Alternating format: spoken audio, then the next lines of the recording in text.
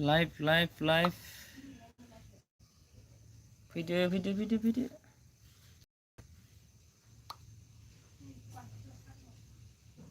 रावबोआनो फैया माथो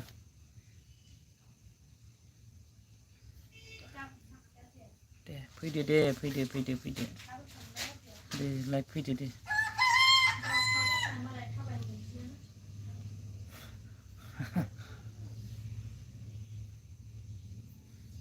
आरो सोर दं कमेन्ट हरदो कमेन्ट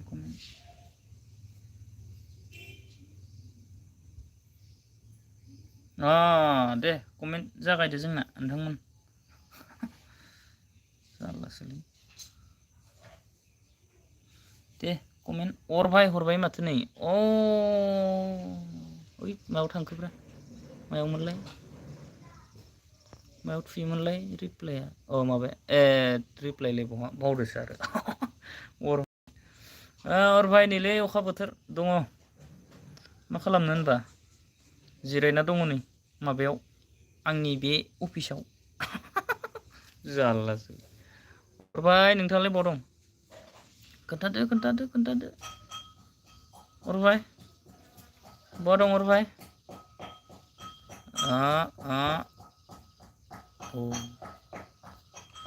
दे हरबाय जाखांबाय नामा जायाखै संगासिनोसो न'आव दङ मा खालामदों हरबाय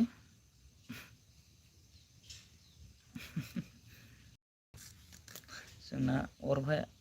न'आव दङ आं हरबाय मा थुबाय माथो जिगाबखौ बाथोन दे माबा देदों बेदर संनो नागिरदों गोलांना दं नामा आदसा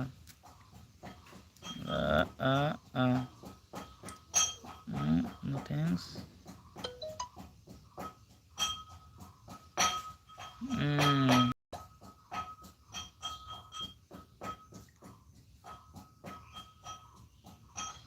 मुरुम जानो अरबा गोलांनानै अरबा बा गोथावथार माथो अमा बेदर संगासिनो अमा बेदर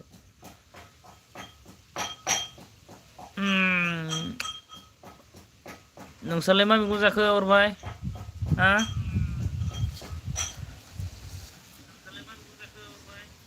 देलाय बुंलाय मा ओंख्रि जाखो अरबाय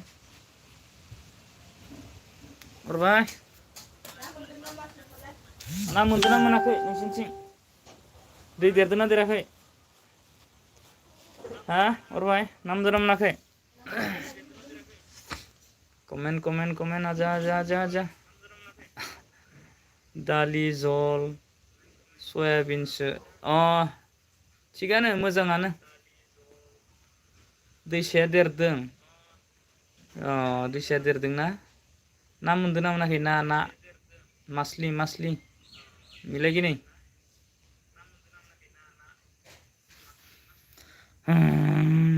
ओंखाम ओंख्रि सोबाय थेवबो दसे फैबाय आरो ना लाइभ अरबाय ना मोनदोंना मोनाखै ना हमैथां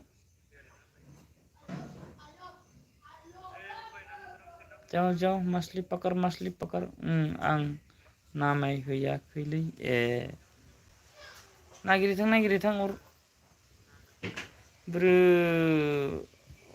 अखा हाबाय थानायखाय दाबो हादों नामा अखा जोंथिंथ' गारबायलै नै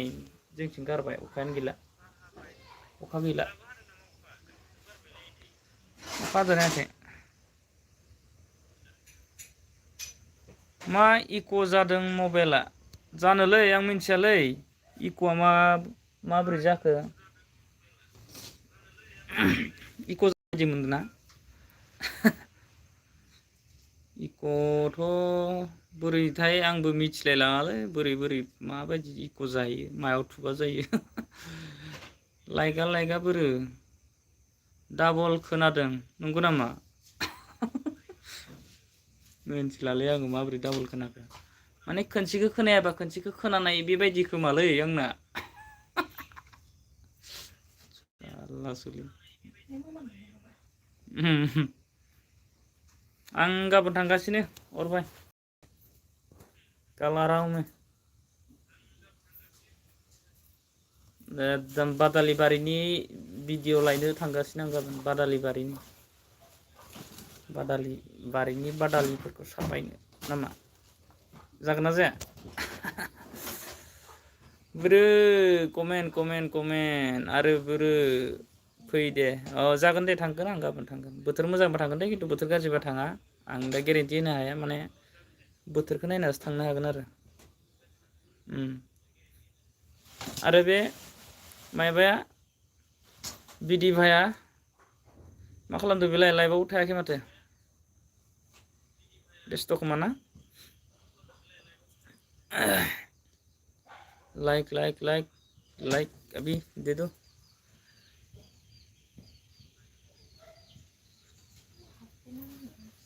जन्म साथ चलना बबेनि बेबो दंमोनथ' आरो दर्द हो मिथिया दै बेखौबा आं कमेन्टआनो गैया नैलै नै आंहा दाख्लै माबा मोनसे स्टर बेरदोंमोन नैबे दाग जाना थाबाय आरो बोरो फिउ मेसेज सुबालाय मा जागोन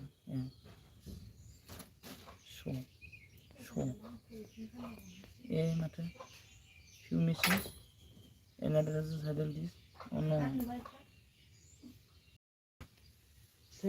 मानि बेलाय दे आरो कमेन्टआ फैलायदो बोरै अरबाय नों थांबाय नामा दोहै हारसानि लाइभआवसो दंमोन दे बेस्थ' खोमा आयदै अरबाय नों लथारसैलै कमेन्ट हरग्रायानो हरबाय थादोलै दं र' लिटनखौ बुंनि आं अके बुं सोर लिटन बिलाय लिटन बाग्लारियालाय फैदोंमोनलै दहायो दा फैगोना फैयाथाय लिटन बाग्लारि दा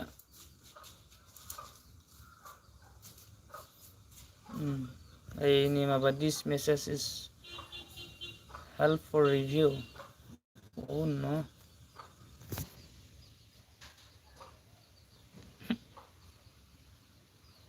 दाबो होदों नामा बियो बाब दाबो जोबा बिनिया आं बुंबाय 1:30 लाइभ फैगोन होननानै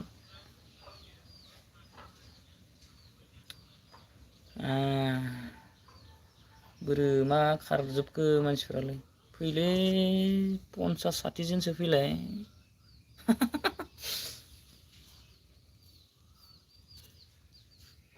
दे अरबाय ओइ लेंगुवेज मेकार ब्लगआ लाइभआव फैदों होनना बुंहरलाय कमेन्टआव देलाय बुंहरलाय खोन्थाहरलाय अरबाय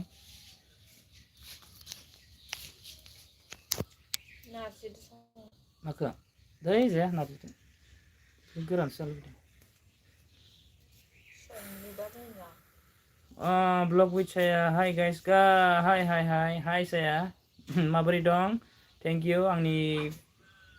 आंनिफ्राय साबायखर बावहरबाय आंनि लाइभआव फैनायनि थाखाय माबोरै दं साया ब्लग विथ साया गोजोननाय थाबाय बरिया आदा बरिया ओंखाम जादोंना जायाखै आगै साया दे कमेन्ट लाइभआव थाबाय था ओंखाम जादोंना जायाखै फैबाय दसे लाइभआव आङो जाखांबाय आदा जानांगौ दे मा ओंख्रि जाखो बिनिफ्राय मा ओंख्रि जाखो ओइ अरबाय बे ब्लग विथ साया बेखौ सापर्ट खालामना होलाय मा ओंख्रि संदों बाजैयालाय अमा बेदर नारजि आरो दालि आलुजों झल ओमफ्राय मा मिन्थिला लोगो खासो अरा आदा आंनि नंगौ नामा आरो नै अरमाया हरदों हा साया दार्लिं अ माइ गड दार्लिं बावसो नामानो ब्लग उइथ साया हरदों नै जोंहा खुमब्रा ना ओमफ्राय नाथुर बाथोनसो जोबोर गोथाव माथो खुमब्रा मोनजाया से बोसोर बारबाय खोमालै आङो मोनजाथाराखै बावदोसो आङो जोबोर मोजां जोबोर गोथाव मैगं जादों दै देराखै नामा नोंसिनिथिं ना हमहैदो दै देरदोंबा ब्लुक उइथ साया हरदों नै अर सना अ माइ गड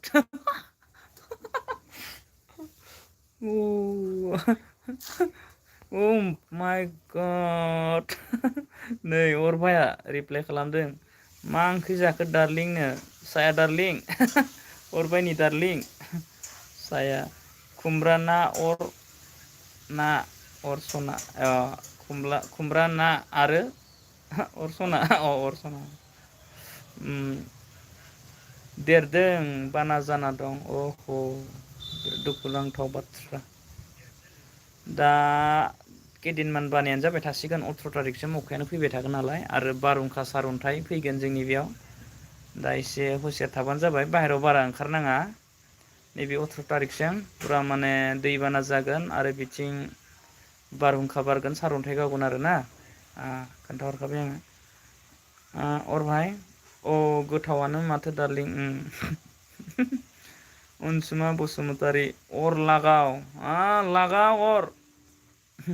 ओरैनोबा ब्लक उइथ साया आरो अरभाया हरदों लागाव उपेन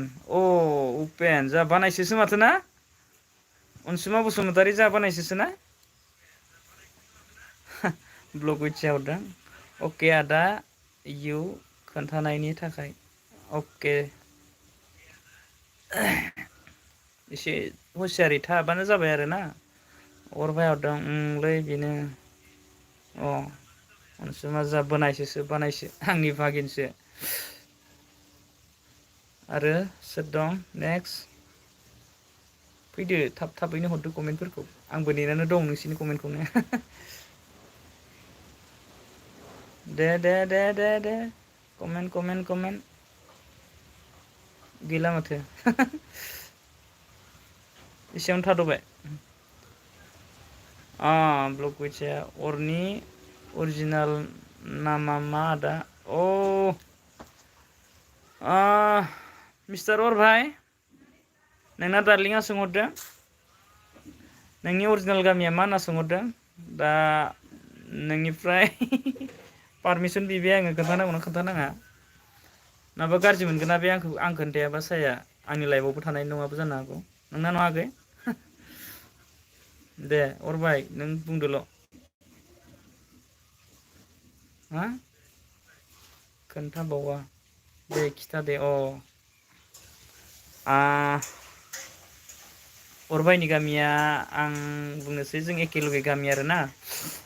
जोंनिया माने बांगाल बरदार दै आं भिडिअ होदोंमोन नै दाख्लैसो मैया सानसे सानदो सिगां आं मोनसे भिडिअ हगारदोंमोन दा बेयाव खोन्थादों आरोना सिगांनि बांगाल दावराव बायदिसिना जोंनि गामिया जाहैबाय बांगालजों नांजाबनाय आरो ओरैबायदि जोंनि गामिया बांगालजों नांजाबनाय हारसिङैनो मोनसे बर' गामि बेयाव जोंनि गामिया नोगोद गिदिर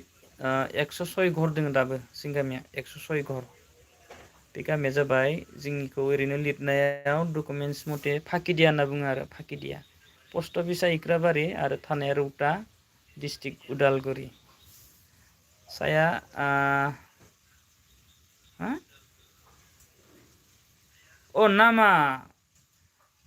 नामा बेना माबा दैमु बसुमतारी दैमु हिनजावफोरनिबो जायोलै बेना हौवाफोरनिबो नामानो आं थगायाखै बेना दैमुआनो नामा दैमु हरबाय आरो ब्लक उइथ साया दैमु बेना दैमु एकट्रिस नाम दोङो ना बेजों एखे नामा बेना अरबाय मानो खोन्थानालाया नोंलाय ओइ जोंहा गोदान फैलायबाय नै बिष्णु गेमिं हाइ ब्र' मा खबरलै मोजां ब्र' मोजां नोंथांनालाय माब्रै खबरा थेंक इउ दै आंनि गोसो गोरबोनिफ्राय आंनि लाइभआव फैनायनि थाखाय बिष्णु गेमिं माब्रै खबरा नोंथांनिखौबो फोरमायहरदो ब्लग उइथ्साया थेंक इउ आदा वेलकाम मस्ट वेलकाम आगै अरभाय डार्लिं अ थगायोमोन नामा बेलाय बहाबा बहाबानि होननानै अरभाया ब्लग उइथ्सा अ डार्लिं कमेन्ट करलो मा खालामदों डार्लिं साया रिप्लाय हो बेनो मा खालामदोंनो बिष्णु गेमिं बहा दं नोंथाङा दायो मा खालामदों मा खबर ओंखाम जादोंना जायाखै खोन्थाहरदो अननानै गोजोनस्रि अफिसियेल डिडि गोजोनस्रि अफिसियेल डिडि फैलायबाय नै हाय सार हाय मेडाम हाय हाय मेडाम थेंक इउ आंनि लाइभआव फैनायनि थाखाय ब्लग उइथ्साया सायहरदों नै थगाया आं ओरैनोसो सोंखादों आदा दैमु होनना मिथिदोंमोन ओमफ्राय बेलेग दंबावो नामा सोंदोंमोन आं बेनो आं थगायाखै सानदोंमोन दे बेनो दे सायागै बेनो बिनिया गुबै मुङा बेनो आरो गामियावबो बेखौनो गाबज्रिखायो अरबाय जोंना गोन मेदाम फैबाय दै नो मेदाम फैबाय दै सापर्ट खालामना हो बेखौबो साया गोजोनस्रि अफिसियेल डिडि सापर्ट खालामना हो आरो ब्लग उइथ्साया बेखौबो सापर्ट खालामना हो गोजोनस्रि अफिसियेल डिडि गावजों गाव सापर्ट खालामलायनांगौ मोनसे लाइभआवनो फैदों जेला बयबो लोगो जालायनांगौ सापर्ट खालामलायनांगौ गावजों गाव सापर्ट खालामनायाव जेबो खस्थ'बो मोना नालाय रांबो थाङा थाइसेबो रां थाङा नै अरभाय हरदों ब्लु होबाय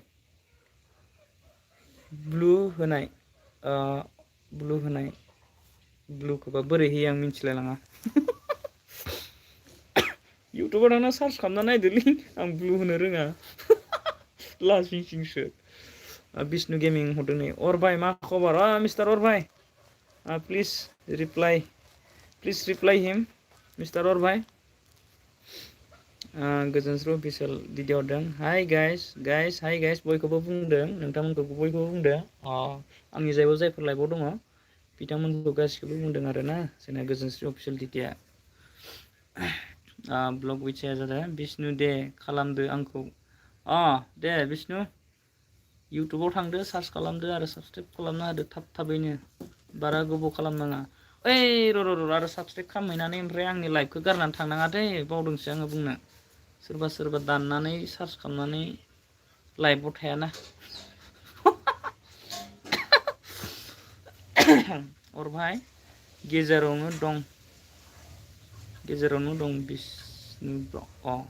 गेजेरावनो दं अरभाय हरबावदों नै आं दाखालि खिथानायखौ बावबाय नों बिष्णुखौ होनदों नामा डार्लिंखौथ' होनाखै काम निउ फ्रेन्ड्स काम गो दे बयबो थां बिष्णु गेमिंनियाव बयबो थां आरो जोंहा ब्लग उइथ्सायानियाव बयबो थां बिथांखौबो थाबैनो थांनानै साबसक्राइब खालामना होलायदो अरभाय आंनि चेनेलाव थुलाय नोंनि चेनेलाव फट'खौ थुनांगौ नामा थुबाय दे ओमफ्राय दे खोन्थाहर ओमफ्राय लास्टनि अपसनाव थु एड एस मडारेटर थुबाय ओमफ्राय स्टेन्डार्ड मडारेटर अके जादोंना जायाखैबा होबायलां लास्टनिखौल' थुनाया जादोंना जायाखैथाय अरबाय खिथाहरलाय जादोंना जायाखै लास्टनिखौ थुना होबाय जादोंना जायाखै बारा लाइभबो फैनो रोङा नालाय फैथारा बारा अरबाय ओइलाय जाबाय दा नै माबा रेन्ज दंलायलायो ओरै खेवग्राया जादोंना जायाखै जाबाय दिनै रोंबायलां दे जोंना साया जाबाय दे आदा नोंनिखौबो खालामना होनसै आं दे साया गाज्रि मोनाबा खालामनांगौ नाङा दे रिप्लाय हर दिनैसो फार्स्ट टाइम खालामबाय आं लाइभखौनो बारा फैनो रोंबांखायामोन नालाय जाबा दाजा फैयोमोन आरो ओरै प्लासाव थुबाय ग लाइभ होननाय माबायाव थुबाय बोरैबा बोरैबा जाबाय आरो फट' क्रेप जालायलायो खालाम दा ब्लु लानोबा बेयावनो थुफिन मा ब्लु लानोबा आरो मा थुफिननांगौ माबानिखौ सायानिखौ दे सायानिखौबो होलायनोसैलाय ओइ नै बेयावनो लास्टनिखौ थुनोसै दै र' जाथ'वाखै दां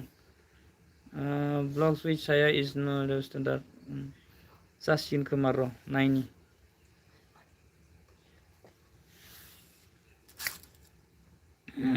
जादोंना जायाखैथाय साया जादोंना जायाखै दे रिप्लाइ खालामदो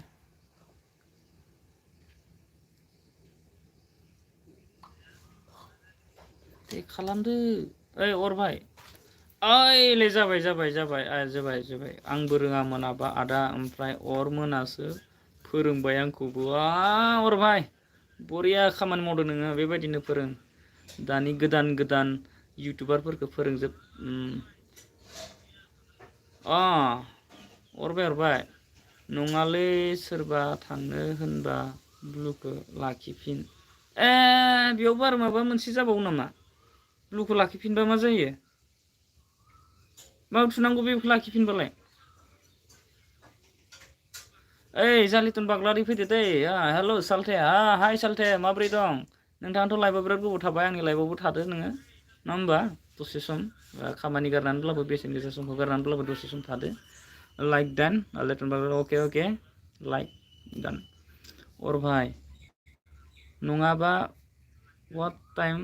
खमायो ओइ सोरबा थांगोनबा बुंफिन दै ओमफ्राय मायाव थुफिननांगौ बिदिनो जा ब्लग सायाव दङ अरबाय आबौ लिटन फैबाय ओइ आबौ लिटन लिटन लोगो जादो ओइ लिटन बाग्लारि बै सायाजों एसे लोगो जादो लोगोखा नामाथाय लोगो नंगौना नङाथाय लोगोखा बायदि मोनदों आङो दहाय लाइभआव नुनाय बायदि मोनदोंमोन आङो नंगौथ' आरो नंगौ दे अरबाय नोंहाबोथ' लोगो दंखायो जायनो ब्लु होदों बेयावनो थु होनबानो ब्लु गोमायो थुफिनना लानोसै नामा नोंसोर दा आरो दानलांबा आरो वाच टाइम खमायोबा मा जागोन दा अरबाया बुंदों बिदिनो लिटन बाग्लारि दिनै डिउटि गैया नामा सार डिउटि दङमोन आं दा नायो एसे रेस्ट मोनदों आरोना दा ओंखाम जानोसै थांनोसै ओंखाम जानानै दसे सम नोंथांमोनजों लाइभआव थानानै दसे सम ओंखाम जानानै दुगैनानै थांनोसै आरो ओइ अरभाय बिदिबा ब्लुखौ खोमोरफिननोसै नामाब्रा आंथ' गिलायलांबायसो नों बुंनाय लोगो लोगो खोमानोसै नामाब्रा खोन्थाहरलाय जोङो साया थांबाय नामा ब्लक उइथ साया थांबाय नामा थांगोनबा खोन्था दे साया दे खोन्था अननानै प्लिज थांगोनबा खोन्था थांमारबायसो नामा गिलायलांबायसो आं दे साया एसे रिप्लाय हरलाय अरबाय गोजोनखौ साबस्क्राइब खालामनाय आं गोजोनखौ साबस्क्राइब खालामनाय आं बरिया गुड खालामलायनांगौ गावजों गाव नोंनाबो दङ बेनाबो साबस्क्राइबा नोंनावबो दं अरभाय सोरखौबा साबस्क्राइब खालामहैदों खोमा जानो हागौ फैबाय जोंहा साया नों ब्लुखौ लाबा जों रावखौबो लोगो खालामनो हानाय नङा नों ब्लुखौ खोमोरबा आरोना नंगौ नामा बा लिटन बाग्लारिखौबो खालामनोसै नामा दायो लिटन बाग्लारि नोंथां खालामनांगौ ना देलाय खोन्थाहरलाय बिष्णु गेमिं आंखौबो ओइ गावहा थांगोनदां बिष्णु गेमिं थांबा खोन्थादे ओमफ्राय आं ब्लुखौ लाफिनगोन माबा ब्लुखौ खोमोरफिनबालायनो वाच टाइमा खमियोनो ओंखायनो गिदों आङो ओइ खोन्थाहरलाय बिष्णु गेमिं नों थांफिनबोला डाइरेक्ट दानगोन ना आंनो खोन्थाहरगोन देलाय गासिबखौबो होजोबगोन आं लिटन बाग्लारि खालाम बिबासो हो बिबासो नङा माथो लिटन बाग्लारि नों थांनायनि सिगां खोन्थागोन ना खोन्थाया बेखौ बुंलाय नोङो दे होमबासो खालामनोसै आङो आंथ' रोंफेरा आरो दा खालामफेरबावाखैसो आङो ब्लु लाफिननो अरबाय ब्लु बिबाल' हो नङाबा जानला मानला दा हो बिदिबावसो होद जानला मानला होलालां ओमफ्राय बेबायदिबाथ' जानाय नङालै न'आव दंहैयोनो लिटना दंहैयो बे न'आवनो दहाय खोन्थादों बे लाइभआव आदसा लिटन बाग्लारि नोंथां बोरो रिप्लाया बोरो आंनि सोंनायनि फिननाया बोरो साया बरफआव आरो सासे साया फैबावलायबाय सायानो सानै जाबाय दानाबा फैबाय साया बरफ फैदों दै जोंहा नै हाय आदा आं सोलाबथला आं दिनै बिजिथार आदा बाय जेबो नङा जेबो नङा जेबो नङा जेबो नङा साया बर' जेबो नङा दे नोंनि खामानिखौ नों मावना लाग्रो खामानिखौ गारनानै मबाइलाव बेस्थ' थानाङा जिथिया फ्रि टाइम मोनो अब्ला थाबानो जाबाय जेबो नङा दे बिदिबा बाय थांनो हासिगोन लाइक दानबाय बाय अरबाय हाय आब' साया बे थांनोसैनो थांफिननोसैनो साया हरफिनलायबाय नै ब्लक उइथ साया हरदों ब्लुखौ माने सोरखौबा लोगो खालामनो थांनोबासो बियो आदा माने लोगो खालामनो मानो होननानै बिबासो माने ब्लुखौ थुनांगौ आंलायना होजोबथारसिगौमोन थुनाया ब्लु लोगो जालायजोबथोंसै होननानै जारलासोलै रदै थांफालायबाय गोजौआवनो थांलायबाय नै आरो कमेन्टआ अरबाय नै थालांदों साया बर'आ आंनि आब'सो नंगौ नामा बहानिमोन बेबा आंथ' दा सोंनायबो जायासै दसे फैदोंमोन फैनाया थांफिनबाय बियो दा फैबावगोन खोमा लिटन बाग्लारि आंनि फाल्थे साया बर'आ नंगौ नामा अरबायजों नों नांलायनांगोनलै अरबायनि नोङो अरबायखौ नों गुमैसो जागोन बिदिबा नोङो जारलासोलै बिनि हौवाफोर नायदोंबा बिनि न'निफोर नायदोंबा आंखौसो जावहरलाबायगोनलै कमेन्टआव जानला मोनला नोंसोरसो मा जालाय नोंसोरसो दंलायोलै आं मिथिला आरो नै जोंहा आरो गैला नामा बोखोबानो मोनो माथो कमेन्टखौबो लिटन बाग्लारि ब्लु होदो र' होथारनोसै न' आरो दा खोन्थाखा नोङो थांनोसैबा आंबो ब्लु होनो रोङो दै आंबो ब्लु होनो रोङो लिटन बाग्लारि नोंथां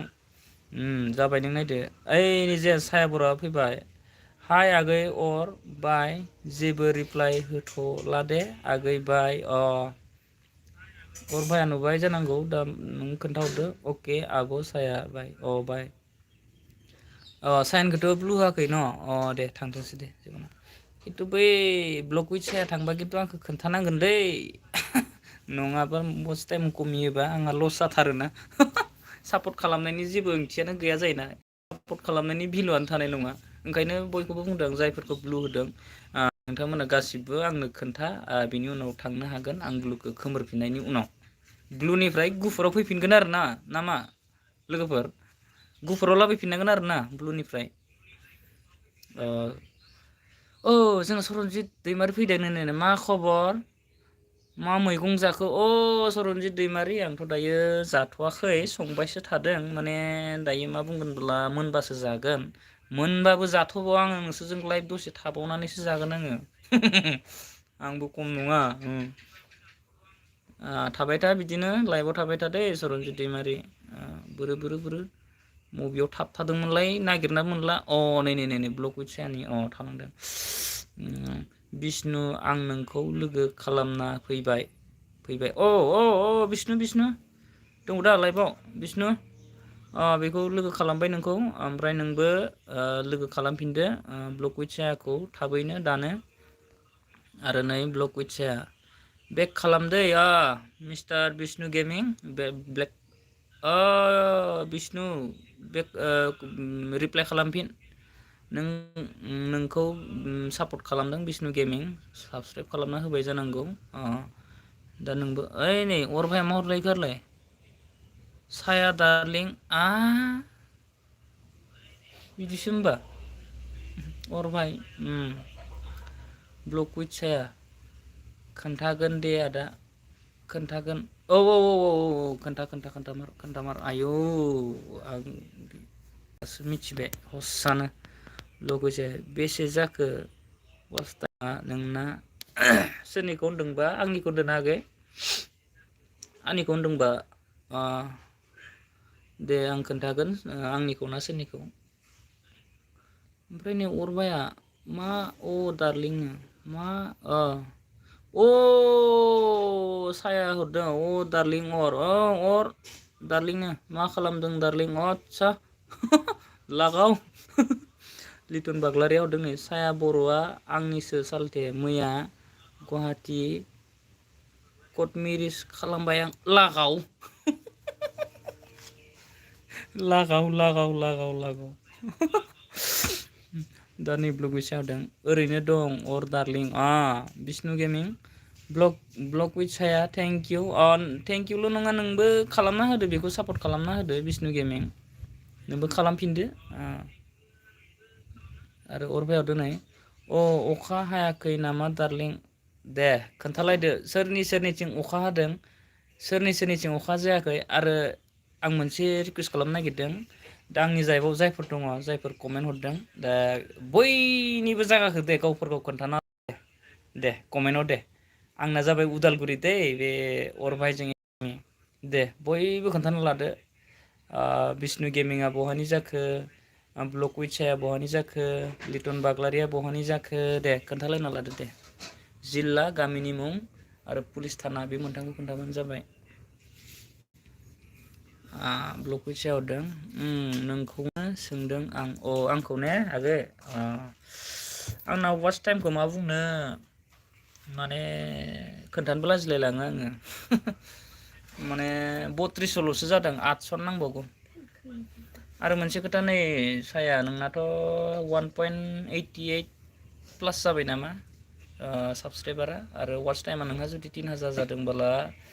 मोनसे लन्च फैगासिनो माने बेयावहा वाच स्पिच माबानि ओमफ्राय सुपार थेंक्स आरो मेम्बारशिप शपिं बेखौ माने 4000 वाच टाइम जायाबाबो 500 साबसक्राइबारबाबो दायो बेखौ इनेबोल खालामनो हायोसै बेजोंनो इनकाम फैनायनि मोनसे जागासिनो आरोना मोनबा कान्ट्रियाव होबायनो खोनादों खिन्थु जोंनि इण्डियाआव टारगेट खालामदों दायो माला फैगोन सानथाम सानब्रैसोनि उनावनो फैनो हागौ जुदि 3000 वाच टाइम जाबायबा इनेबोल खालामना लाजोबनो हासिगोन आरो जुदि मनिटाइज जाखानायबाबो बेखौ इनेबोल खालामना लानो हागोन आरो लिटन बाग्लारि बिष्णु सापर्ट खालामदो फुल भिडिअ करके ओके कर दो भाई कर दो सब एक साथ कर दो सपोर्ट कर लो दे आरो अरभाया हरदों आंहा सालबारियाव थांबा साया दार्लिंखौ लोगो हमगोन सालबारिनि जानांगौ ने होमबा सालबारिया बबे डिस्ट्रिक्टमोनलाय क'क्राझार सालबारि नामा सालबारि ना सालमारि दे खोन्थाहरदो आरो लिटन बाग्लारि हरदों अरभाय सालथे माहाय दं ओइ अरभाय रिप्लाई कर दो लिटन बाग्लारी को रिप्लाई कर दो तुरंत अभी जिबिता आगैया फैलायबाय नै जोंहा आं दहाय सिनायबाय दे आगै नोंखौ आङो जोंनि गामिनियाव सोङि मोनथिबाय आरोना जिबिता आगै आं सिनायबाय उदालगुरिनि मोनथिगौ दे आं मिथिबाय गामिखौबो दनलापारा बिनि उनाव दङ ब्लक उइथ साया दा गैथ'ला दहाय हादोंमोन अखाया दहाय हादोंमोन दा गैथ'ला जोंनिथिंबो गैथ'ला अरभाया हरदों न'आव दं सालथे लिटन न'आव दं आरो जिबित ब्रह्म लकेल ब्लग लाइक दान थेंक इउ लाइक होनायनि थाखाय आंनिफ्रायबो थेंक इउ अरभाया हाय आब' जिबिता अरभाया हरदों हाय आब' जिबिता दे रिप्लाइ खालामदो जिबिता ब्रह्म बिष्णु गेमिं आं फाकिदियानि ब्र' नंगौना नङा फाकिदियानि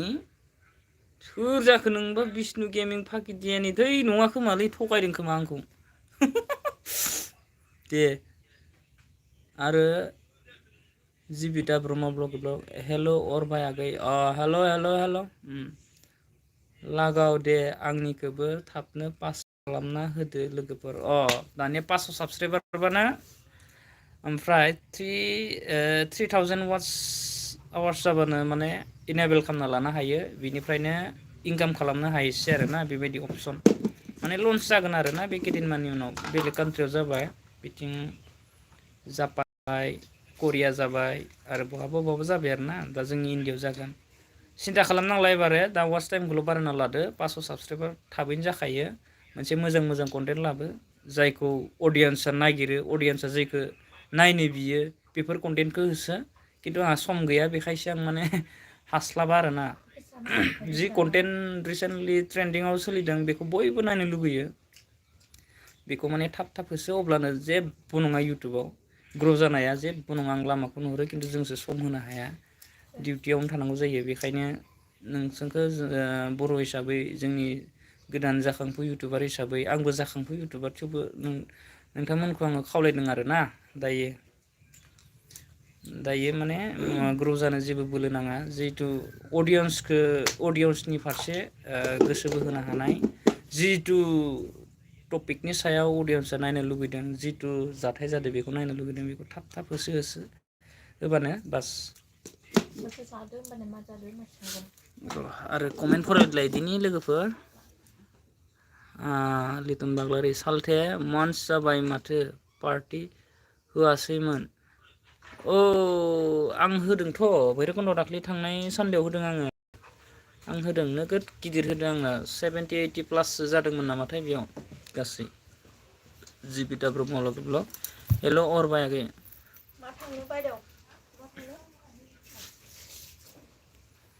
जाबायमोन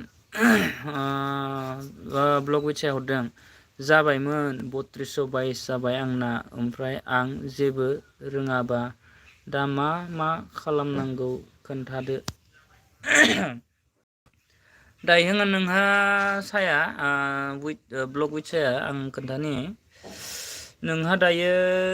क्राइटेरियाथ' जाबाय बे जिथु इनेबल खालामनायनि क्राइटेरिया जाबाय खिन्थु मनिटाइजेसन एप्लाइ खालामनायनिया जानांगौ 4000 घन्टा बे थाबैनो जागोन ब्लग फैबाय था आरो कन्टेन्ट लाबोबाय था हायोबा दैलि लाबो सापर्ट खालामगोन जों गासैबो नोंनि जिथु लोगोफोर दं जा हायो खालामगोन आरो बिनि उनाव नोंहा मोनथाम मोनब्रैसोनि क्राइटेरिया माबा इनेबल खालामनायनि क्राइटेरिया जाबाय बारबावबायसो मानो होनब्ला बेखौ जेब्ला लन्च खालामगोन अब्लाना इनेबलाव थां नोङो इउटुब स्टुडिअ थांदो जितु नोंनि वाच टाइम आरो बेफोरखौ नुयोना बिनि गोजौआव थायो नों वाच फिट माबा बे super thanks shopping marketing membership बेफोरखौ नुगोन ना बेखौनो थुनानै इनेबल खालामबानो जाबाय जेथिया लन्च जागोन अब्ला आं दे खोन्थागोन दे बिनिजों होमबाना नोंहा इनकामा स्टार्ट जाखाबाय आरो ना 4000 घन्टा जायैसिगोन नोंहा इनकामा स्टार्ट जाखांबाय आरो बिनि उनाव फैगोन ब्लग विचाया दे लोगो हमगोन दे डार्लिं अरभाय बाक्सा सालबारि रुपहि दैसा नंगौ नामा नंगौना साया लिटन बाग्लारि फैलायबाय लागाव गरम बाजार इउटुबा जोंनो एसे फकास खालामना होदों नांथाबबाय था सानसे नङा सानसे भाइरेल जागोन ना भिडिअफोरा बै भाइरेलखौ होनाखै आङो माने पपुलार जानायखौ होनो भाइरेला बहुत मोननै मोनथाम रोखोमनि दङ आयदै इसिं सालायबाय माथो बाराबा उन्दुनानैसो लाइभ फरायनोसै नामा कमेन्ट फरायनोसै नामा जिबिता ब्रह्म मा ओंख्रि जाखांखो आदा जिबिता आगै आं ओंखाम जाथ'वाखै दायो जागोन आरोना दा खैथा बाजिखौ टाइमा नायनि र' नै 3 बाजिनि सिगां जागोन आङो 2:45 जानोसै जानानै दुगैनोसै थांसै ओमफ्राय जिबिता आगैया ओंखाम जाबाय ओमफ्राय जाबायबा खोन्थाहरफिनदो जोंना अरबायाबो सोंखादों नै मा ओंख्रि जाखो आब' जिबिता मा ओंख्रि जाखो दे बे खोन्थानाय आंनि खोन्थानाय एखे बयबो नुखायो ब्लक विचायाव दोनै हाय जिबिता लोगो दंलायोना गैया नोंसोरलाय दंलायो गैलायाबाथ' लोगो जालायदो गासैबो लोगोखा बायदिसो मोनखादों आङो लिटन बाग्लारि हरदों जिबिता ब्रह्म डार्लिं लाभ इउ किस इउ माय गड इउ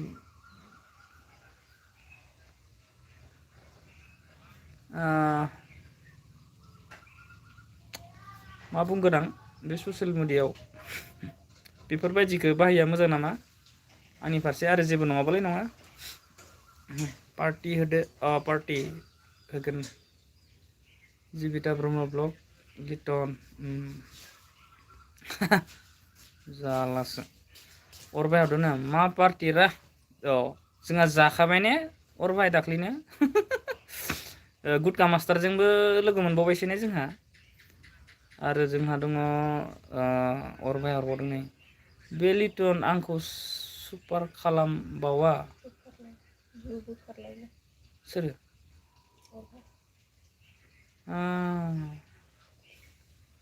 सापर्ट खालामदो बिष्णु गेमिं आंनिखौबो 3K खालामना होदोलै आयौ 2K बारलायबाय होनबा जोंनि गामिनि सोर बेलाय बिष्णु गेमिं फाकिदियानिबा सोर बेलाय सोर बे आं गोसोआवनो गैलालै आयौ आं गामियाव थानाय जाया नालाय अरबायनायाव सोंहरनांसिगोन ओइ अरबाय नों बिष्णु गेमिंखौ सिनायोना फाकिदियानिनो माथो 3K जानो थांगासिनो ना माथो पार्टिखौनो होदिया माथो बेलाय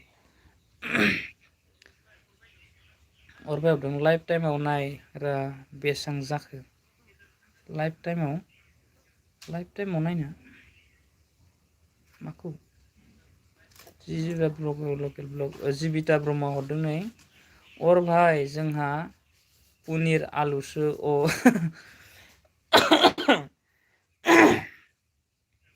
ब्लु बोखारलायनो र' बोखारनायनि दै र' ट्राय नायनि आं बेयावनो रिमुभआव थांबाय अरबाय इज न' लंगार स्टेन्डार्ड ओइ गोमोरना सोलायबाय अरबाय हरदों आं मबाइल चार्ज होनि मबाइल चार्ज गैला आंना दे कारेन्ट फैबायना दे होना हाला जेबो नङा आरो लिटन बाग्लारि अरबाय सालथे हिनजावा नांगौ आंनो जारलासोलै बे मानसिजों आयु आयु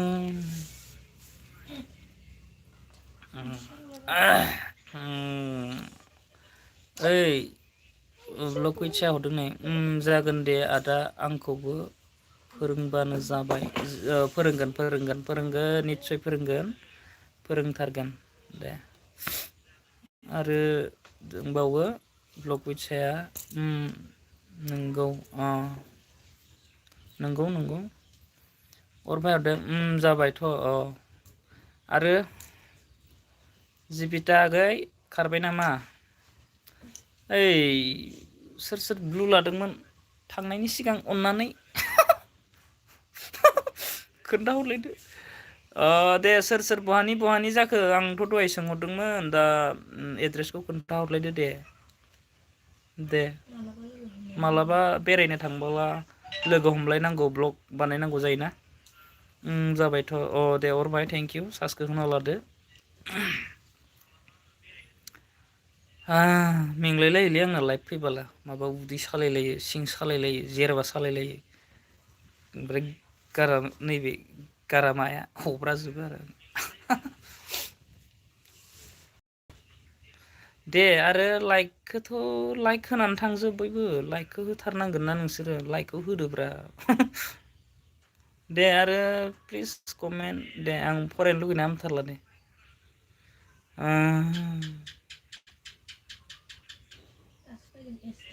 ना र' गाहायाव बोख्लायाखैनो आङो ओरैनो थाबाय थादों नैबे थिरसिनानो नै देखायदों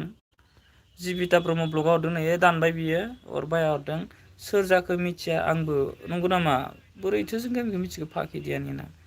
अरबाय इस अरबाया गैला ब्लु गोमाबाय गोमाबाय दे आंबो रोंबाय माथो होनबालाय लिटन बाग्लारि हरलायबाय नै लेंगुवेज मेडामखौबो कमेन्टस फरायनो होदो सालथे माय गड बे बेस्थ'लै बियो बेस्थ' बियो आरो नै ब्लक उइथ्सआ हरबाय आं लादों बोखारना दोनदो आंनिखौ भुलखो आदा आं लादों बोखारना दोनदो आंनिखौ नंगौ नामा खारसिगोन नामा ओमफ्राय साया दे नोंसिनि खावलायनाय बायदिनो आंबो खालामबाय दे फर इउर्स दे बोखारबाय दे आङो बोखारबाय दे साया बोखारबाय नै फैलायबाय जोंहा एस डि ब्लक 01आ जों आंनि लाइफआव फैलायबाय नै जोंहा एस डि ब्लक जोंहा भाइदै बियो आंनि फंबाय हेल' साया अर औ डाइरेक्ट ओरै खामखाबाय माथो बेलाय बेबो मिथिखायो माथो सायाजों अरजों जे ओरै नंमारगौसै नामा दा नै एस टि ब्लक हरबाय लाइक दान दा थेंक इउ फंबाय थेंक इउ आंनि लाइफआव फैनायनि थाखाय लाइक होनायनि थाखाय थेंक इउ आरो अरमाय हरदों एस डि सबिता अरबाय अ माइ गड एस डि प्लास सुबिता बे माबोरै जाखो आंथ' मिथियामोनलै नै कमेन्टआ गाहायावसो आं नैबे थिरसि नुनायखाय रोङाखैमोन मा खबर आदा मोजां फंबाय मोजां आरो फंबाया माबोरै दं खोन्थाहर ओंखाम जादों जानाय लोंनाय माबायदि जाखो आरो माबाफोर खस्थ' सस्थ' मोनदों नामा खोन्थाहर माबाफोर प्रब्लेम जादों नामा कमेन्टनि गेजेरजों खोन्थाहरदो बयबो मिथिथों जाहाथे आंनि लाइफआव जायफोर दङ बिथांमोनाबो फरायनानै नायथोंसै जिबिता ब्रह्म लकेल ब्लकआ हरदों नै आं हरिसिंगानि जाबाय आदा नंगौ नामा आदसा दे बारा गोजाननि नङा माथो होमबा मालाबा लोगो मोनोबा माथो होबानो जाबाय आंखौ स्टेसनावनो ओमफ्राय आं सिनायाबो जानो हागौ लाजिनाङा खाथियाव फैनानै बुंबानो जाबाय दे आं जिबिता होननानै बुंबानो गोसोआव फैगोन आं दे माने बिराद बोसोर जाबायना लोगो मोनलायै नुलायैया नङा होमबा बेखायनो सिनायनोबो हाया जाबाय आरो हिनजावसोनि महरा थाब थाबैनो सोलायो आरो ब्लक उइथ्सआ हाइ एस डि दासो फैदों दासो फैदों एस डि ब्लकआ रिप्लाइ खालामबाय लै साया मायाबो बेस्थ' जादोंमोन खोमा जिबिता आब' लोगो जाबाय नामा सोरजोंबा ब्लक उइथ्सआ कारा आरो एस डि ब्लकआव हरदों अरभाय गैलाना बिनिखाय सायाबो थांसिगोन नंगौ नामा आरो नै साया हरदों एस डि सबिता आयौ नोंसोरो जरा जरा गोजाथार नामालै नोंसोरो कमेन्टआव थानायफोरा आयौ आंहाबो बाराबाथाय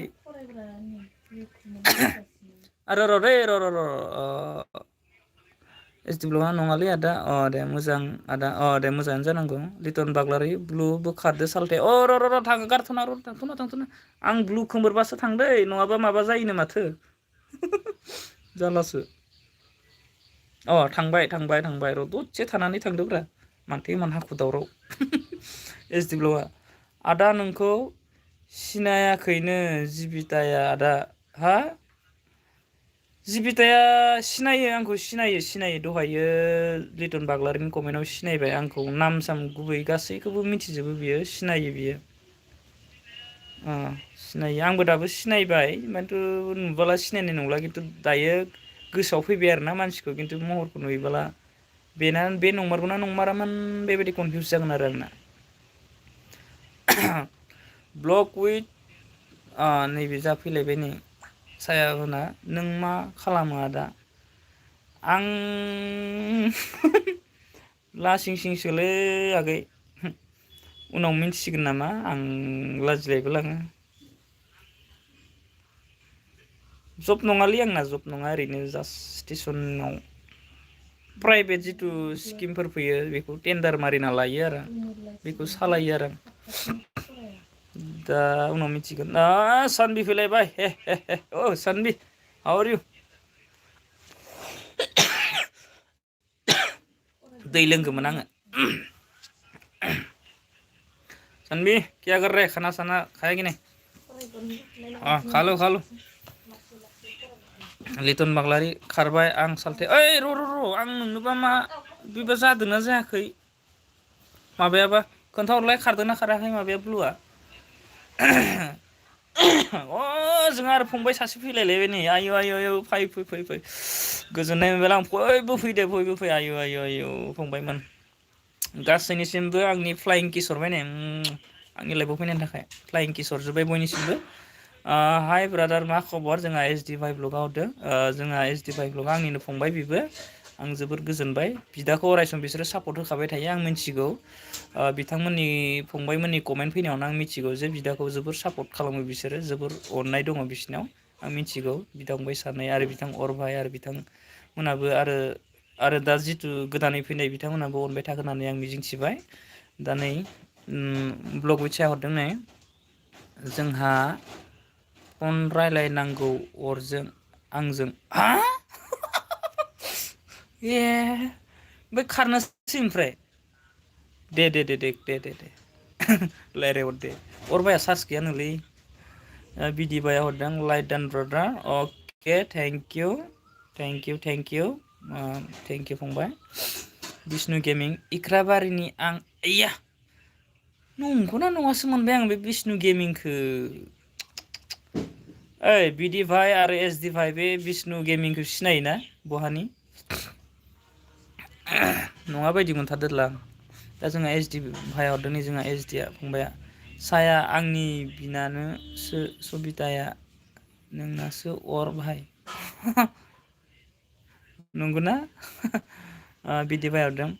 मा ओंख्रि जाखो ब्रादार फंबाय आं दा ओंखाम जाथ'वाखै माने दायो संगासिनो मोनाखै दा दै लोंनोसै नै गारामाया रानखांजोब्बाय माने कमेन्ट फराय आरो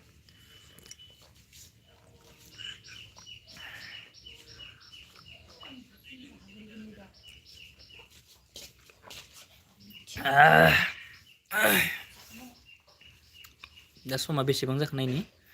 2:19 लोगोफोर आं 2:35आव खारगोन दै 2:35आव आं खारगोन माने ओंखाम जानानै दुगैनानै थाब थांफिननांगौ नालाय नै जा बिदिभाया हरदों जोंहा आब' सानसुलि मा ओंख्रि जाखो सानसुलि फैदो नामा अनसुलि माने अननायजों बुंदों आरो ना अनसुलिथ' रावबो फैयाखै माने अननायजों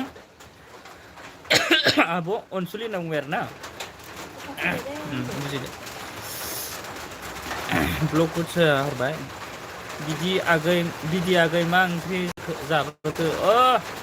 बिदि फंबाय सोंहरदों साया सोंहरदों सोनबिया हरदों अखा बोथोर उन्दुबाय थानानै राजामोन ओमफ्राय लाइभआव फैयालासिनो थानांगौ आरो जानो येल' ब्रह्म हरदों जोंहा यालं ब्रह्म हरदों बेखौ उदालगुरिनि बिथाङाबो आं उदालगुरिनि मेसेजआ डिलेट जाबाय आं नुवा हायोबा हरफिननो हागोन अर भाइ SD लिटन बाग्लारि बिदि सालथे मा खालामदों बिदि सालथे खोन्थाहरदो मा खालामदों ब्लग उइथ्सआ मोजां दे आदा मोजां दे मोजां बिदि भाइ हरदों नै पानिलावलै आब' अनसुलि दा कमेन्ट गोबां दं दे लोगोफोर फंबायमोन बिनानावमोन आदामोन बाजैमोन मादैमोन बयबो आरो जेनेबा कमेन्टआ माने बहुत माबादों फरायनांगौ गोबां दं थाब फरायना होनोसै दे अरबाय हरदों फै डार्लिं जोंहा कल रायलायनोसै लाइभखौ दाननानै मानो कल रायलायनो दानथ'नाङाब्रा दाननाङाब्रा SD भाइया हरदों सोर लोगो गैया जादो अननानै राइट जायफोरा दङ लोगो जालायदो गुजुबाय गारामाया जोंहा खुमब्रा नामोन बिदि आं थाब फरायनोसै दे बिदि भाइया हरदों नै ब्रादारनि लाइभ नायदों सालथे लिटन नायदों बेबो नायदों नोंबो नायदों सानबि हाजोआव नहाने चलो इतना इतना बारिश में कैसा नहाएगा अभी तो जाने के लिए तकलीफ है ना अभी कितना बारिश हो रहा है बारिश बारिश कैसा बाइक से जाएगा ठंडा ठंडा बार नांबाय करेगा ना लिटन बाग्रारि यालं Brahma new support video post खालामदो नोंथाङाबो खालामना होदो यालं ब्रह्मखौ आरो यालं ब्रह्म आब'आबो खालामना होदो लिटन बाग्लारिखौ गावजों गावलाय आरोना माथो लोगो जालायदो बिदि बाय नंगौ नामा आब' अनसुलि जोबोर गोथाव आंबो जानो लुगैदों दै गामियाव थांबासो मोनजागोन ना मोनजाला आंबो ब्लग बुचाया आगै बिदि एसडी ब्लैक साया और लगाओ मबाइल में लिटन बाग्लारि हरदों नै बिदि बाय सालथे आंबो जानो लुगैसोदों लिटन बाग्लारि बाय बाय सालथे बाय बाय थैंक यू आरो फैबाय था बिदिनो ब्लग बुचाया एसडी लाभ सुबिदा माय गड आं थाब थाब फरायनायसै दै लोगोफोर आं माने टाइम जाबाय सम जाबाय बेखायनो दोननो सानबाय आङो दै होमबाबो थेवबो कमेन्टखौ फरायजोबनोसै आं आब' अनसुलिया आंखौ मैया थाबनो गारना थांदों ने आब' अनसुलि जानांगौ बेहा एसे खामानियाव बेस्थ'मोन खोमा हिनजावफोर मानसिना ड्रेस सुनांगौ जायो ओंखाम ओंख्रि संनांगौ जायो सिला सिबनांगौ जायो न' लिरनांगौ जायो समाव बिदिनो आरो बायदिसिना आरो गथ' गथाय गोनांफोरा गथ'खौ जोथोन लानांगौ जायो गथ'फोरा मबाइल बियोना दाना ओरैनिफ्रायनो थाबायजेननायफ्रा मबाइल नाङोना बेखाय जानांगौ एसे थाबै थानो जेबो नङा बेफोर उनाव एसडी ब्लग साया जिबिखौ मानो लाबोआसै नों एलं ब्रह्म मासे मोजां मिनि कमेन्ट फरायसोखो आगै लाइक दान अके थेंक इउ आब' थेंक इउ लाइक होनायनि थाखाय थेंक इउ आरो आंनि लाइभआव फैनायनि थाखाय आं जोबोद गोजोननाय मोनबाय बिदिनो थाबाय था बिदिनो सापर्ट खालामबाय था आंनि लाइभखौ बेबायदिनो थाफाबाय था आंनि गोसो गोरबोनिफ्राय बयनिसिमबो साबायखर जासिहरनाय जाबाय दा यालं ब्रह्मआ बुंदों आंखौ मिनि कमेन्ट फरायसोखो आगै लाइक मोजां मोनो नामा आंनि मिनिनायखौ दे मोजां मोनोबालाय आरो बिदि फैदों लिटन सालथे फाय नामायनि माखौ नागिरनो एसडी ब्लग हरदो दे जोंना नै आं थाबैनो फरायनोसै दे कमेन्टआ एसे ट्रेफिक जाना दं गाहायाव सालथे एसडी ब्लग हरदों नङालै साया आंनो बिजि माने नांगौ बिजि आंथ' मिथिला दै नोंसोरसो मिथिलायसिगौ दे एसडी ब्लग यालं फै लोगो जानि लोगो जालाय एसडी भाइ एसडी ब्लग आरो एसडी ब्लग आरो बिदि भाइ बे जोंहा यालं ब्रह्मखौ सापर्ट खालामना होदो आरो यालं ब्रह्मआबो बिसोर सानैखौबो सापर्ट खालामलायदो आरो गासैबो दे जिमान दङ सब सापर्ट खालामलायना होदो दे लोगो जालायदो गावजों गाव बर'जों बर' माथो थाइसेबो रां खरसा जायाना सापर्ट खालामलायनायाव मोनसे हेफाजाब मोनसे थुलुंगा होनायसो जायो दिनै यालं ब्रह्मआ जुदि एसडी बिदि बिथांमोनखौ जुदि सापर्ट खालामना होयोबा लिटन बाग्लामोनखौ सापर्ट खालामना होयोबा बे मोनसे खहा गैया बेयाव सापर्ट खालामनाय मोनसे थुलुंगा होनाय हेफाजाब होनायसो जायो आरो लोगोसे नोंथांमोनाबो भाइमोनाबो यालं ब्रह्म बिथांखौबो सापर्ट खालामना होदो बेयावबो जेबो थाइसेबो खरसा जाया मिथिखागौ बयबो आं बुङाबाबोथ' नोंथांमोना मिथिखागौ माने खालामलायबानो जाबाय आरो ना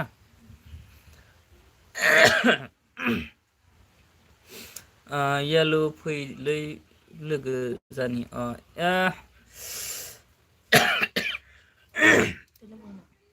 एसडी फंबाय आं रायज्लायनो हाया जाबाय कमेन्ट फरायनो माने आंहाबो टाइम जाबायथ' आङो मा खालामो बेखौ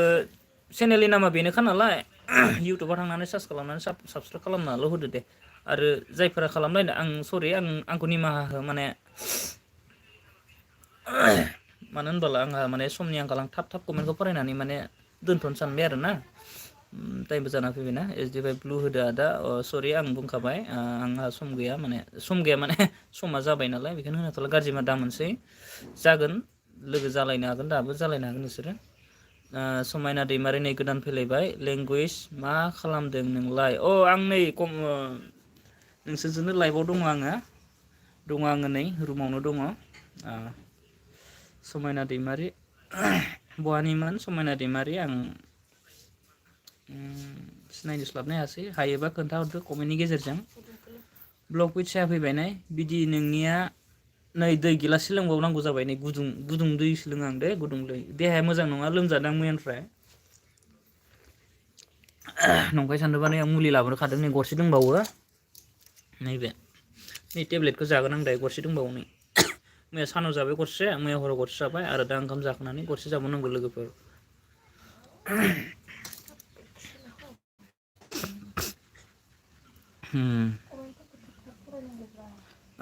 साया हरबाय नै बिदि नोंनिया हरद्राय जायो आंना मबाइलबो जोबो उन्दुनोबो ओंखारो थाबैनो सानाव लाना फै माबाफोरखौ लाइभखौ ब्लग उइथ हरबाय SD मिथियाथ' आं बिष्णु गेमिंआ फैबाय निउ फ्रेन्ड काम जालायदो लोगोफोर समायना आंनि सना लोखि जिउ लाभ इउ किस सोरखो होनखो आंखौसो होनबाय नामा आंथ' सिनायाबो हा बिदिबाय हयनेखि आब' अनसुलि आरो समायना दैमारि हरदों लेंगुवेज आंनि जारौ डार्लिं किस लाभ इउ लाभ किस सोर जाखो बेबा लबो गैया बेनियाव नै एसल' लिरनाय दोङो गोजा ओरै थानानै एस सोरमोन बेबा समायना दैमारि सोर समायना गोदानसो जारलासोलै खोन्थाहरदोब्रा बहानि आरो अरभाय बिदि अरभाय साया दार्लिं बिदि बाय अरभाय आं थाब फरायनोसै दे नै आं उफाय गैया ब्लग उइथ साया ओमफ्राय रायजायोबो मबाइल थुबाय थाबा बिमादो मा मबाइल जोंबाय दं होनना र' दार्लिं जिबिता आगैया फैबाय नै ब्लु होलाय आदा बिष्णुखौ सापर्ट खालाम सोरनिखौ होनांगौ रदै आं आयु नोगोद थाबाय कमेन्ट फरायनो आं थाब फरायना थांसै दे लोगोफोर दे गाज्रि मोननाङा उनाव जागोन बेफोरो आं माने सम गैला नै थेवबो आं कमेन्टखौ फरायजोबथारगोन आं जिबिता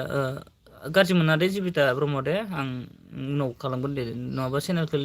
थुनानै साबसक्राइब खालामबानो जाबाय दे इउटुबाव नागिरना दे माने टाइम जाबायथ' SD सुबिदा अरबाय सायाजों आंजों है हाबानि बेमपारटियाव मोसानाय नामा बेयो साया नोंनो लाभ होदो दे साया नोंनो लाइभआव फैदो दे बयबो थांजोबगोन नोंनि लाइभआव दे दानो कमेन्टआव खोन्थाहरखा बयखौबो लाइभआव थानो थाखाय अब्लाना लाइभआव थांजोबगोन नोंनि लाइभआव आं माने खारनोसै आरो ना माने होखारजोबनाय जासिगोन आरो आंनिफ्राय गाज्रि दामोन जिबिता आब' मा ओंख्रि जाखो खोन्थाहरदो बिदि बायनो मा ओंख्रि जाखो समायनारि लेंगुवेज सना अखा हादों नामा समायना दैमारि सोरमोन बेबा जियानो हक आंबो सनाखौनो बुंनांसिगोन आं जुदि बिनि सनाबोला समायना दैमारि आंनि सना नागिरनाय जासिगोन नोंखौ र' नागिरहैनोसै र' बहा मोनो अखा हायाखै हादोंमोन दहाय गारबाय खिन्थु अरभाय बिदि नमस्ते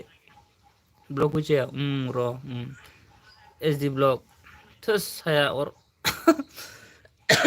ट्रेडिभ कालेक्सन भाई मोर चैनल टू अलप साइड इन ना মিষ্টাৰ পাৰ্টনাৰ বন্ধু মই এতিয়া ব্যস্ত আছে মানে অলপ মই এতিয়া কমেণ্ট পঢ়াৰ পিছত মই এইটো ৰাখিব খুজিছিলোঁ না টাইম মই নেক্সট টুইজডে মানত এটা লাইভ আহিম তাতে আহিলে হ'ল টুইজডে মই লাইভটো আহোঁ लोगोफोर आं खोन्थानि মই लाइभটো আহোঁ 1:30 আহিব হা ইভিনিং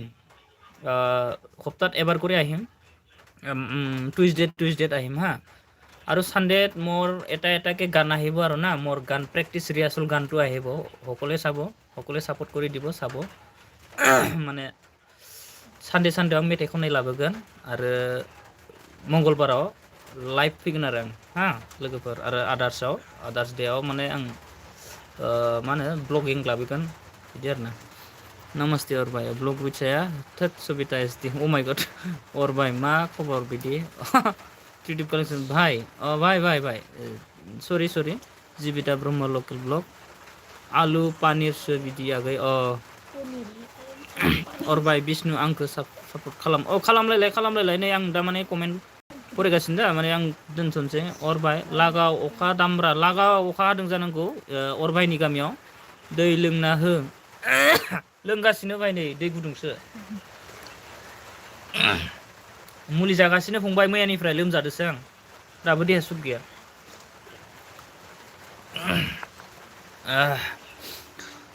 बिदि भाइ गोथावथ' आब' एसडि ब्लगाव होदों जागोन दे आं फरायजोबनो हाथ'थारला माथो एसडि भाइ साया लाइभ होदो दे साया लाइभ हो आरो लोगो जालायथार दै लोगो जाखानाय बुं आरो जायाखैबा गोदान जालायफिन खारबाय नामा अरबाय नोंनि गार्लफ्रेन्डआ अ माय गड दे लाइभ फै सासे लाइभ फै जिखुनु जिबिता ब्रह्म लकेल ब्लग बाय गाइस अके बाय जिबिता आगै बाय नोंबो लाइभ फैबाला आं नायगोन दे सापर्ट खालामगोन समायना फैलायबाय आंसो लेंगुवेज एल बाग्रालिसो आं सापर्ट खालामबाय आं ओइ नेरसोन फैलायबाय मेवनो ना गोरान नागिरदों ना एन्जर नागिरखो बेबा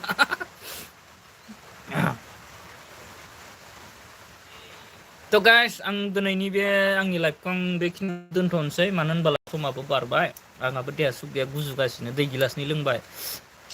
आरो ओंखाम जानो टाइम जाबाय जानानै दुगैनानै थांनांसिगोन आं खामानियाव दे लोगोफोर गाज्रि मोननांला गोसोआलाय आंहाबो दंमोन सम थानायबालाय नोंसोरजों थाबावनो होननानै खिन्थु मा खालामनो होनबाला समनि आंखाल नालाय दे बिदिबा लोगोफोर दोनलायनोसै दे बाय